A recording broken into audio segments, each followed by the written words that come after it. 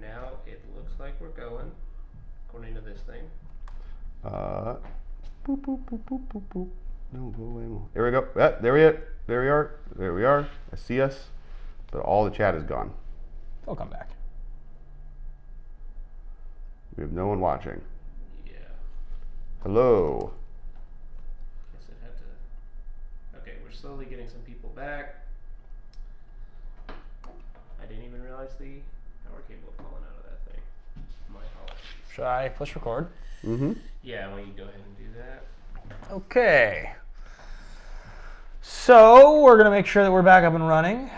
Alex and I are here recording, talking. We're gonna start talking again about mechanized production.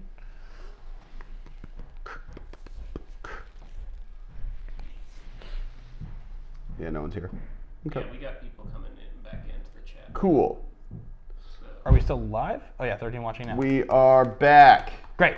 Okay. All right, mechanized enchantment. I'm gonna start over from there. I'm just gonna let Marshall get our frame back so we. Yeah. This is like usable. We'll just take a 1 minute little break to get set here. I'm tired. My blood sugar feels low. I got tea with lemonade before this. So did I. Didn't do much for me. Don't Don't tell me. got a lot of coffee. There's some cake in the other room. I'm sure that'll wake me right up. Yeah, just a little bite. Get some sugar, some icing. Put some icing on that cake. I love cake. all right. Um, Sounds like you guys are sounding good. Cats in, cats in. our thing is set. Our angles, our frame, etc., etc. Okay, great. So let's go from where we were. And Let's start it again. let's start from the beginning. Next card. Do we clap? That's good clap. Next card is Mechanized Production. 2 blue, blue, enchantment aura, enchanted artifact you control. At the beginning of your upkeep, create a token that's a copy of enchanted artifact. Then if you control 8 or more artifacts, win with the same name as one another, you win the game. Now, there's 2 reasons this card is good. One, it just wins. Right? Oh no, it has to be at the beginning of your upkeep, so you have to survive at upkeep. It goes into an artifact, which can often be something that survives for a turn because it's hard to remove. It makes tokens. It's doing something proactive. You can play it and just it be good, Yeah, like you could just play this on Mere Superior and be happy. right? That's the thing you could do. I don't know if you'd be happy. I would be personally thrilled if we did that, but Yeah, no, you'll definitely play this on a Mere Superior and be happy. You will lose you get 2 Mere Superiors in a turn. on your next turn. It's amazing. It's a 4-mana 5/6. Ugh. I feel like that's. A delayed turn. I can play 4-mana Tarmogoyf. But yeah, I think what you were saying a second ago is that this was a thing in Standard because of the treasures and the clues and things that people were doing, and you can do something similar in Modern. I think there's a lot of tokens that you can create. So like for instance, Hangerback Walker or anything like that you're making a lot of tokens that you already want to have. Like a Thopter. Like Yeah. I think there's different ones. Do Thopters have names though? They're all called Thopter. They are all called Thopter. Thopters. All So servos are called servos. All cool. meters are So yeah, called so you just got to pick a token theme with artifacts. If you're already playing that deck, this in your sideboard and your main deck can just win the game. I think this is one of the, like, I would say, looking at all the cards here, second best card on this list. Well, yeah, you can actually do something cool with it. So I think, I could see building like a, what does servo schematic make servos? I wonder if like a servo schematic style deck making a bunch of servos could be a thing, some sort of looping artifact deck. I think for servos to be the deck, we have to go back to Kaladesh. There's so many, there's so many Thopters out there. There's so much treasure token counter makers out there.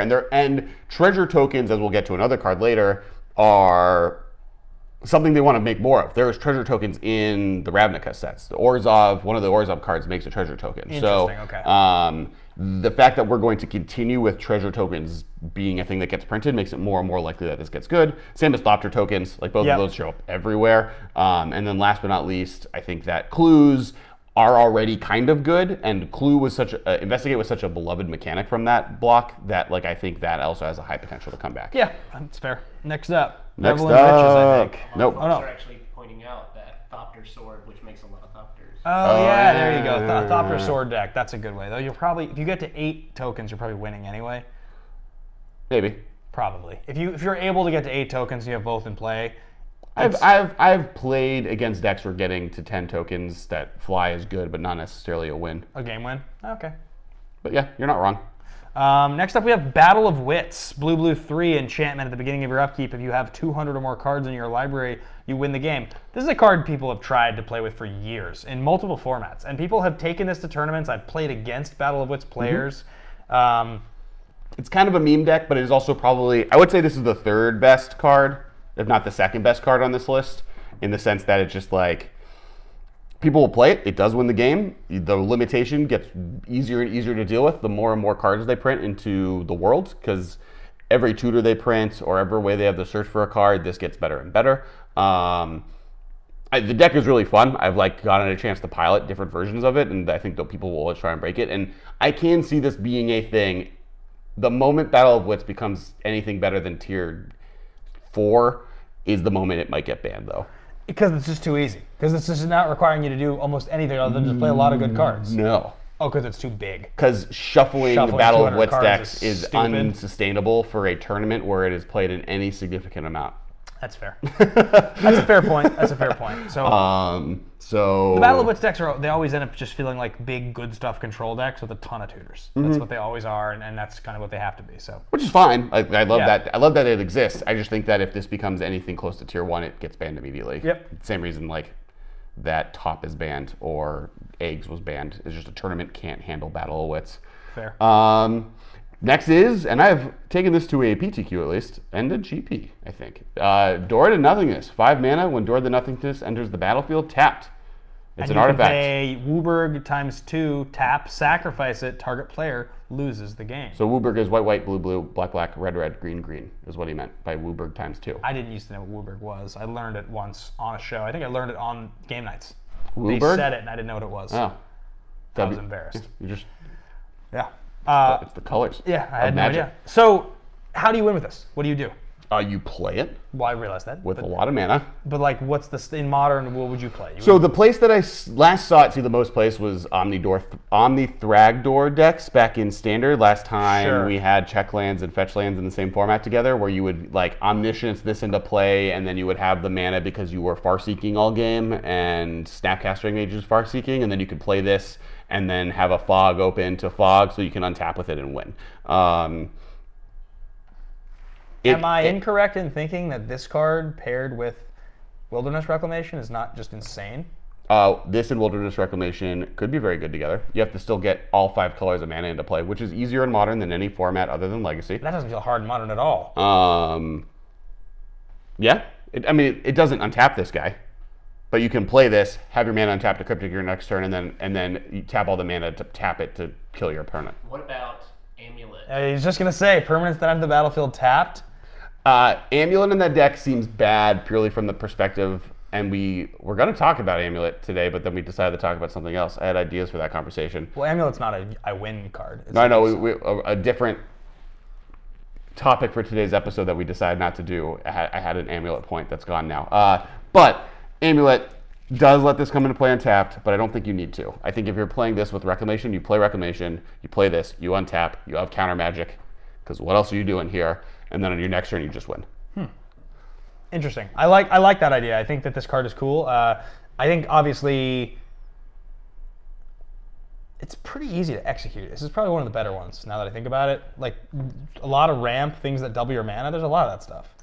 This is a one-of card that there are a lot of things that you can just include this with. There's a lot of hoops you have to jump through, and I would want that deck to be good otherwise. But if this is what you're doing, the question is there a better use of 10 mana of every color? Because I think there probably is, an all of the Eldrazi. Just getting to 10. And just casting. It is instant speed, so the fact that you can play with Wild Reclamation is the most interesting thing that has been said in this episode about talking about all of these cards. Yeah. That is the first time we have said something that was like, yeah, that could be a thing. Yeah, Wilderness Reclamation, you heard it here first, guys. Yeah, I already talked about it. Yeah, sweet. I have to show your things. You could slap this in with another one of our win conditions that we haven't talked about yet. All right, so next card. We need to get Marshall, our producer, a freaking mic. Wait, he will have a mic. He will have a mic soon as we continue to develop an We'll also allow him we'll have him sign into our YouTube channel on his computer so that I don't have to approve every time he shares a link. I'm so excited for the next card on the list. I'm so excited. Do you want me to stop sharing links? No, you should. So guys, this is a little card I like to call. I just would like it to just post instead of me having to approve a link that our producer is sharing. You don't need to talk I have over me. lost to this game. This card, I will admit that I've lost to the card that we're about to see more than any other card on this list combined. Yeah. Combined. The card which is I hate. The card is Near Death Experience. White, white, white, 2 enchantment at the beginning of your upkeep. If you have exactly 1 life, you win the game. The fact that this card is still valued only at 54 cents is absurd. No, it's not. No, it's correct. I play this card in Highlander Roulette, and I stubbornly play it in my Esper control deck with all the good tutors, and I refuse to get rid of it because I want to win with it. I've seen someone do this before in Modern. There was a streamer who was building a deck around this card. It's easier than you think. Now, in in Modern, it's a little tougher because Lightning Bolt is such a prominent card, and by the time you would get to a game state where you would play this and try to win, very often you would just get burned out as the trip. But if you guys don't understand how it works, to give you a little bit of a breakdown of what the metagame for this format that we play a lot of, but no one else on the planet does, it is a format that is singleton among 6 decks, and because of that, burn removal spells are bad for 2 reasons. One, because you generally don't have the frequency of cards to be able to have them regularly. Like there's 1 lightning bolt over 6 cards, and there's only so many instant speed. Most people just play a burn spells, deck. and then there's one person who's a burn deck that has all of them in there. Normally, is a deck that would exist. So then those are all in that deck. That's one issue. The other issue is that you have the fact that most creatures in the format are big or problematic. So yeah. So yeah, the way this works, if you guys are wondering, is like a lot of these. The trigger goes on the stack every upkeep, and if you don't have 1 life, you don't win the game. Which means if you have any instant speed way to pay down to 1 life and a way to interact with your opponent, let's say it's a Thoughtseize or let's say it's a counterspell, any way to make sure you don't die when they try to interact with you, you can pay instant speed down to 1 with the trigger on the stack and win the game. But you don't have to do it the turn before and be at exactly 1 when it goes off. You can pay down to 1 exactly in response. So take a card like Plunge into Darkness, which is 1 black, 1 colorless, instant. Look at the top X cards of your library, put 1 in your hand, the rest on the bottom of your library, and you can pay X life to do it. Instant speed for 2 mana, you can just pay down to 1. Look at the top X cards of your library, and yeah, et cetera, et cetera. So that's the thing. Near Death is not a Modern level card, but Near Death's a really cool card, and I do think there's probably a metagame that will exist at some point in Modern where somebody could spike a tournament with this card. Yeah, I think someone might win a tournament with this card. It'll be like a F&M or a Thursday Night Magic. But we should GPLA. Now I remembered this morning that I promised you and Alex, you the viewers, and Alex, my co-host, that you'll take a real deck that at I GPLA. would play a real deck at GPLA. I promised. And this was a month ago, and I thought about it in the shower this morning. For some reason, it came into mind, and I was so upset when I realized I had said it, because GPLA is getting close, and I was getting so excited about all the things I could play, and I was like, none of those are real decks. Not even close to being real decks. So I'm going to quickly apologize. There is construction happening in our offices that will eventually lead to us having even a nicer studio space.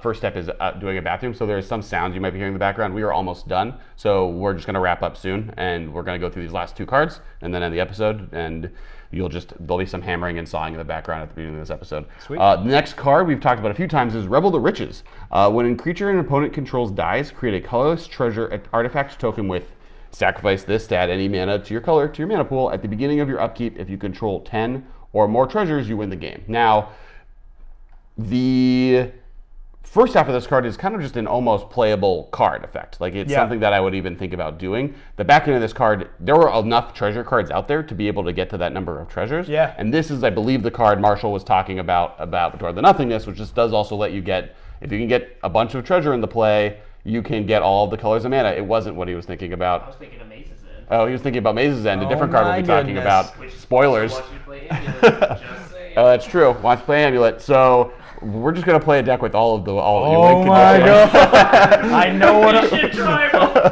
I'm playing at GPLA.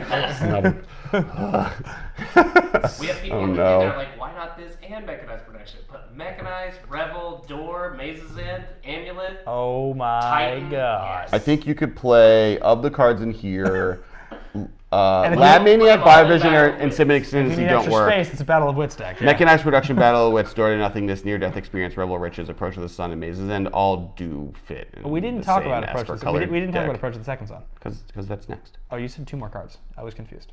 I meant 3. Yes, okay. I lied to you. So yeah, Revel. 2 more after the card we were on, which is Revel the We'll Riches. end with Maze's End. We mentioned it. I think this and Approach of the Second Sun, just because they're both recent alt-win conditions in Standard. And We don't have to break down thoroughly. Also, they're not sighing right now, but we can. Like, this is obviously pretty cool. Like the fact that one of your you can kill all your creatures, opponent's creatures. If there's ever a deck that has like, they take a bunch of turns of sacrificing creatures to go off, maybe a Birthing Pod deck. This being in play is just going to be harder for them to beat. Yeah.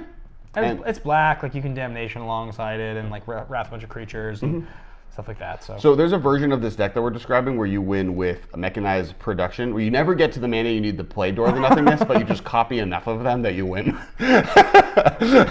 You win with 8 Door of Nothingnesses? But no, not the mana to play it. It'd be great. Living the dream. Next is Approach of the Second Sun. This is another one of the ones that's just really good. It's a card that gains you 7 life when you cast it, and then also if you cast it twice, you win. Correct? Yeah. Correct. Yeah. I think that's just fine. People have played this in Standard a lot. This was like I think a people play this in Modern. I've like seen people win with this in Modern, like just in a control deck that you're just like. It's a good win con. Yeah. It's pretty easy. It's hard to deal with. I don't totally believe that a 7-mana sorcery in Modern is like the way to win. Just like there's. Well, but you've seen like people play Sphinx's Revelation.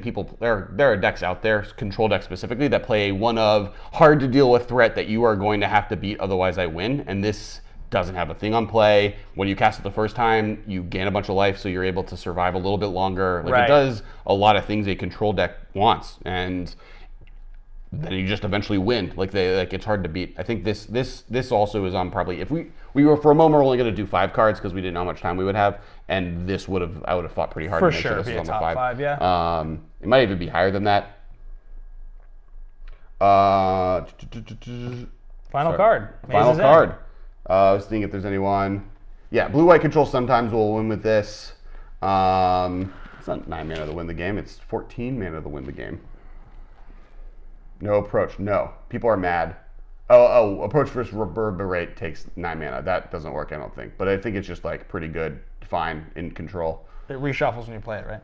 No, it's It goes 7 from the top. 7 from the top. 7 from the top. Got it. But you can play this. Then your next turn, just draw cards in your control deck. Or next turn, you emergency powers, draw into that 7th card. Maybe you play a black-white near-death experience deck with Dark Confidant and your 7-drop that goes 3rd from the top. Now you know it's coming. You can plan out your life total exactly to lose 7 when you flip it. And well, win. plus if you have Laboratory Maniac, just in case you draw past it for some reason. All right, and last but not least, and I've thought about trying to make this work in Modern a few times. I had this in Highlander, I remember. of all places, is Maze's End. Land, Maze's End enters the battlefield tapped. Add 1 color to your mana pool of no color. Just add a colorless mana.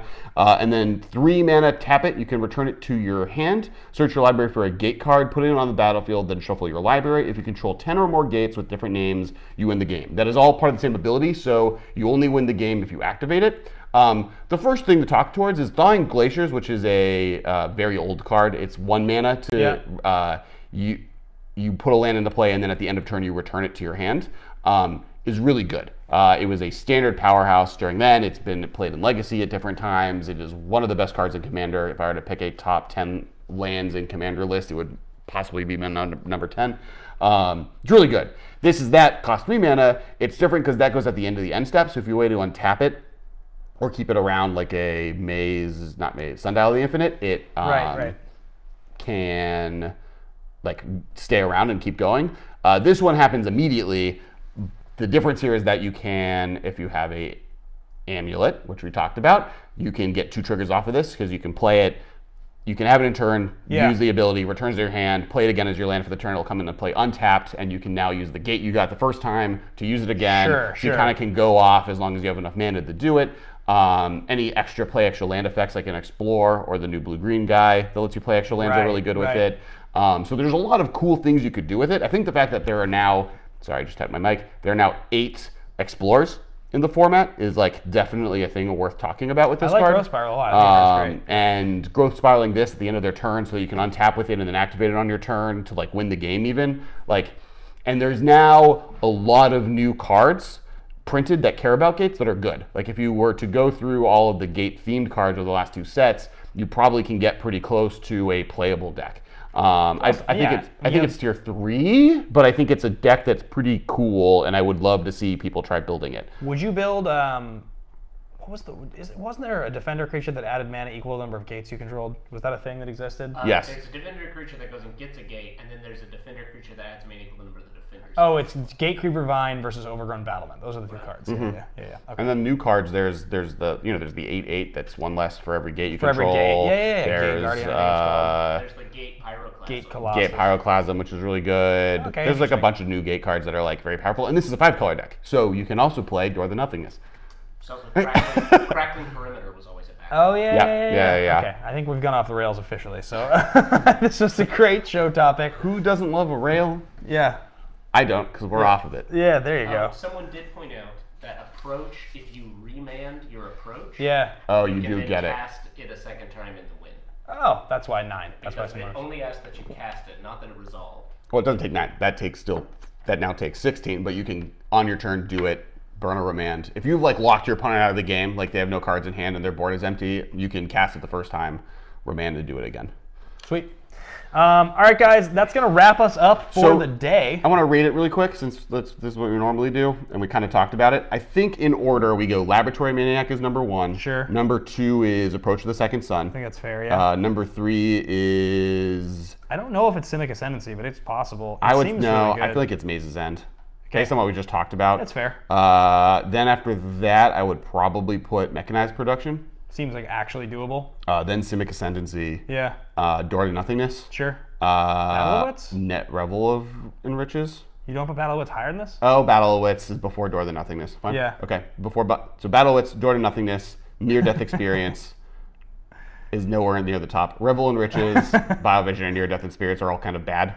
I love so we my put two them all at the favorites, bottom. Biovisionary and Near Death Experience. Alex is just like, these are not possible. You're dumb. Oh, no, I think Near Death Experience is possible. There are a lot of ways to make Near Death Experience work. You're just I think bitter because Biovisionary is a bad card. You're just bitter because you've lost the Near Death like a lot of times, and now you have like PTSD with that card. not a lot of times. You just flinch. You cringe. You had a literal physical reaction.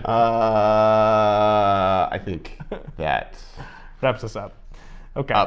Marshall, we're gonna give you a rating that is more verbal, and we're gonna put it in the video form. So as a special thing to people watching this in video form, you'll actually see what the rating list we just said out loud instead of trying to follow our conversation, which was hard. Yeah, I had It'll be in the show notes too. All right, thanks everyone.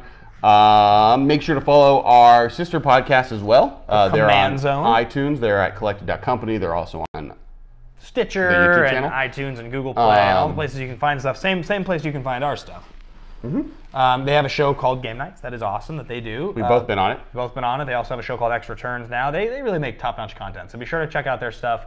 Also, rate and review the show. Please share it with your friends, your gaming group on Facebook, what have you. You know, we're trying to be super topical now as we go into this year and make sure that we're covering stuff that you guys want to hear us talk about. A lot of creams, some face masks.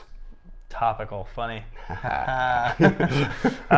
Reach out via email to us. We have currently in the intro and outros a little bit like some outdated stuff, and in the outro we reference emails at rocketjump.com. Do we have an updated email that people can send emails to? We're going to change the outro. I think it's the MMCast@gmail.com. Yeah, the MMCast@gmail.com is where you guys should send an email if you actually do want to reach us. And finally, patreon.com/theMMCast. Guys, there's going to be updates to the Patreon coming really soon. We're going to be talking about kind of new ways to use it, new ways to interact, to build it into more of a community. We really want to reward those of you that have stayed as patrons for a long time, and that's something we're really excited about. But in the meantime, patreon.com/theMMCast is literally how we're able to do this show. We bought the Zoom off of, holding on to the small amount that is in that Patreon for a very long time. That's how we could afford it. And we have now hired a producer. So trying to keep this thing going, and that is the best way to help us continue to do that and to help to be part of this community. So I just bumped the mic. Thank you guys so much for all of your support. What's the creature that if you cast it, you lose, but if they do damage to a player, they lose? Phage the Untouchable? Phage. Thank you. And that's going to wrap that up. So thank you guys so much. Thanks to Marshall. Thank you, Alex. Thank you, Ben. All right. We'll be back same time, same Thank place you, next week, guys. all you people in the chat. Sorry that we had to go to a new video, and we're glad you stuck around with us. Love you. Bye.